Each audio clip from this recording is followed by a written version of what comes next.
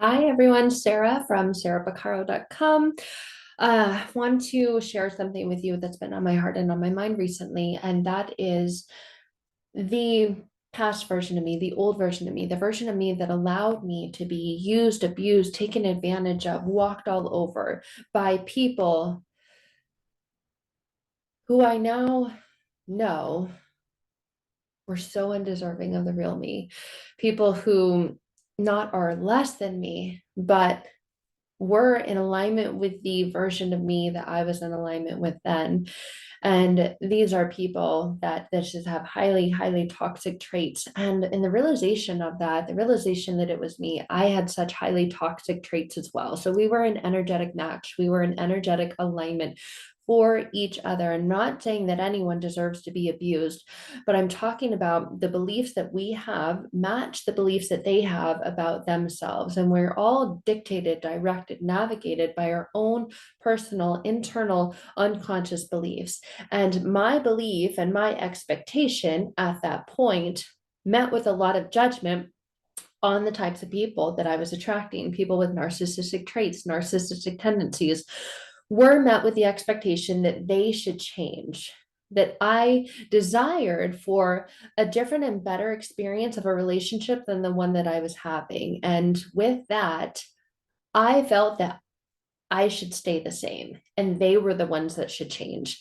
That I desired to be in a healthy, whole, healed, loving relationship and had this belief that I was. And in order for our relationship to transform and to morph and become that, they needed to change. So there was a judgment based on their characteristics, their traits, their ways of being, their personality, that they needed to change. They needed to start treating me differently because if they began treating me differently, our relationship would be different. What it took, not too long, because nothing takes too long. Everything happens in the right way and in the right time. So, what took time, the length of time that it took to realize, was that I needed to change. My expectations, my judgments, my beliefs, my thoughts, my energy needed to change. And in the changing and the healing of old wounds and past wounds that I was still holding on to, and in the transformation of triggers and seeing them as teachers, every time I was triggered by this person, there was this shift and this internal awareness and realization, I'm changing. And I thank God that I'm changing, because if I don't, I remain the same. And I remain in the same type of energy, frequency, poor, mistreated, used, and abused types of relationships. I remain without boundaries. I remain allowing myself to continue to be walked all over and taken advantage of. I remain in this feeling of helplessness, in this state of adrenal fatigue and complete exhaustion, mental, emotional, spiritual, which led to physical exhaustion. Even if I hadn't gotten out and done anything all day, I felt physically depleted, drained, and exhausted. And what I realized is that my expectations of myself needed to change. I needed to step up to the plate instead of constantly being in a state of expecting other people to step up to the plate so that my experience with the world and my life could change.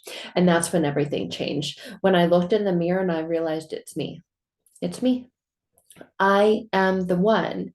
And I stopped pointing a finger at them and saying, you are the one. You are the reason. If it weren't for you, then I. And I got out of that state of mind. I had to take myself out of it. They were not going to take me out of it.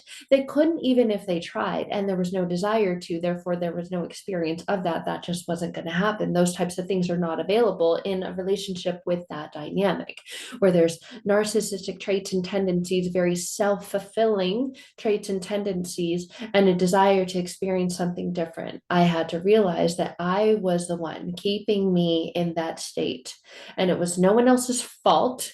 There was no one to blame. And did so much internal healing around mother wounds, father wounds, sister wounds, abandonment wounds, rejection wounds, betrayal wounds.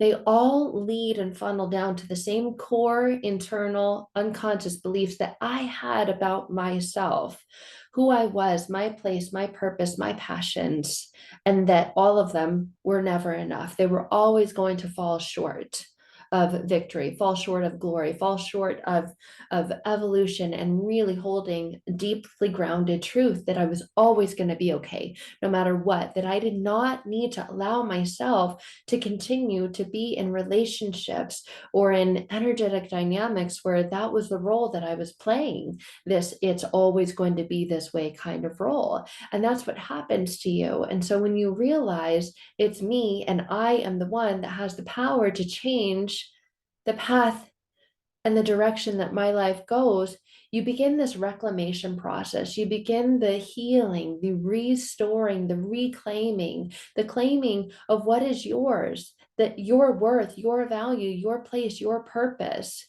It was given to you as a beautiful divine gift with your existence, with your being here, with the creation of you coming here and being a part of this beautiful world we get to experience. And we get to experience relationships with those so that we become aware, so that we're triggered. And the triggers highlight the areas within us that we need to change the direction. And we need to change the direction or else. And we get in that victim state mentality or else. And in that, we want another person to pay. No one else deserves to pay from your pain. That is a realization and awareness and a connection within yourself that says, hey, sweetie, you need to change. And what you need to change is the way you see yourself, are the things that you believe about yourself. What needs to change is that pain. From pain to purpose, from pain to passion, from pain to pleasure, so that you can experience the joy, the passion, the pleasure that life is waiting to give you, is allowing you to experience so that you can then share that with others and not share your pain, not be a sounding board and a springboard and a trampoline for pain. Someone else hurts you. Oh, yeah, well, you're going to pay, so I'm going to hurt you back. And the moment that I realized it was me and I have the power to dictate, navigate, and direct through the transformation of my unconscious beliefs that I have about myself, and I stopped expecting anyone else to A, do that for themselves, and then B, do that for me, I realized the world doesn't owe me anything. The world does not owe me anything. The person who hurt me doesn't owe me anything. The person who hurt me doesn't owe me an apology. And an apology wouldn't fix it anyway, because talk is cheap, right? An apology is just words, it's just letters strung together. It really doesn't change how I feel about me, even if they say sorry. And so when I started really deeply connecting with this and seeing, even if I want them to change, even if they do, that wouldn't change me. I had to change me. I had to really deeply connect with what I believed about me internally that kept me in that dynamic and in that role, in that state, in that energy, in that frequency, in that situation that I found myself in. And it was through that, the power of I, the power of one, the power of realizing that it's my beliefs that allow me to either see or not see or navigate what I see. There were things that were literally right in front of me and I couldn't see them because of how I was seeing the world, through how I was seeing myself. And I wanted that person to change. I wanted them to be different. And I was putting so much emphasis and energy and stories around if they, then I, if they would just change, if they would just start treating me better, if they would just stop doing this, then I could have a better life. It was such a selfish place to be in. And this is a very, very lonely, very powerless, hopeless place to be in when you're in the stance and situation of they need to change so that I can live a better life. It's up to you. And when I realized it's up to me, that's when the transformation began. I became aware of what I was saying. I became aware of where this energy and where this power was going. And so if it was going somewhere, it must have come from somewhere. So there was this acknowledgement, I have it within me, but I'm giving it to them. And I'm hoping that they'll treat it with as much compassion, kindness, and care that I'm hoping that they will. And the realization that I wasn't doing that. And if I began treating that with the same principles that I was hoping that they would treat it with,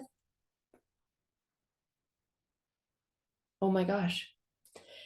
And when that occurred, everything changed. The shift that I was praying for, the hope that I was asking for, please, please, please, please, please, began to be.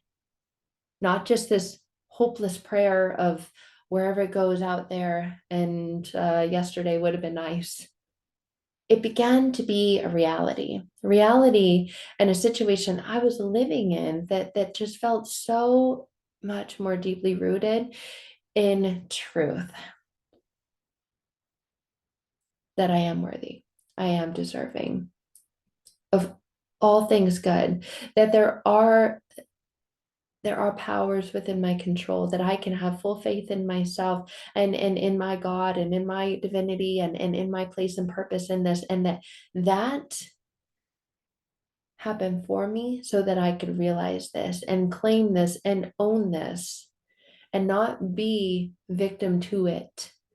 And when you get into that state within yourself and you really deeply connect with the alignment and the beliefs that you have about yourself, and you stop expecting everyone around you to change, to just come in and sweep in and do that for you, everything changes. The change that you've been hoping for and praying for begins to occur, and life begins to just be filled with so much more of what you've been asking for. So it begins with you, and it begins within. It begins with the internal and unconscious beliefs you have about yourself. And so many of us are living in a state of woundedness around the beliefs we have about ourselves. It's not that they've gone anywhere, it's not that they've left you. They haven't. Your worthiness, your deservingness, your trust, your faith, your connection to intuition, all of those incredible, beautiful gifts within you have never left you. They have not gone anywhere. They've simply got wounds around them. And when you heal the wounds around them, what is there is there. And there's no question, there's no doubt, there's no wondering if it ever left you or when it's going to come back. You connect with the fact that it's always been there and it always will be, to love you, support you, connect with you, guide you down the path that your life is meant to go. You step into faith, you step into courage, and you forget about fear. And you realize that fear gets transformed into faith, into courage, into following your heart, and into speaking your truth, the truth about you. You are worthy, you are deserving, you were born that way, and nothing has changed. And when you really deeply connect with those beliefs and you heal the wounds around them that are causing you to feel and say and believe otherwise, everything changes. And this is the beautiful, deep, powerful internal work that I do with my private clients. This is the work, and this is what you can expect these types of wounds to be healed through transforming past pain to present power, the signature program that so many people have healed those internal wounds with, that when they've gone through, when they've made the decision that they're ready to stop letting other people decide for them, to stop letting other people navigate and dictate and direct the course of their own life. And they take that into their own hands and they make a claim and they make a stake around this. Never again, never again am I going to say that it's okay to continue on that type of path and to expect other people around me to change so that my life can be different. No, no, I'm done. No, no, no. Because what you say no to, you're saying yes to. So when you say no to that, you say yes to yourself. You say yes to stepping into your personal power. And you say yes into a much more incredible and divine and beautiful life. And that is what my goal, my hope, my prayer, my wish, my dream is for you. But you have to choose it for you. And there was a moment of realizing I choose this for me because I have the power to choose. I have the ability to choose. And I choose me because me choosing to trust me, love me, deeply connect with me, my purpose, my place, my passion, only helps others do the same. And it helps heal myself. And in healing myself, I help heal the world. So that is all for today. Sending you guys so much love. When you'd like to connect, you can simply reach out at sarahpacaro.com and you can find out more about the next steps to take. All right, guys. Hopefully you have a beautiful day. Bye for now.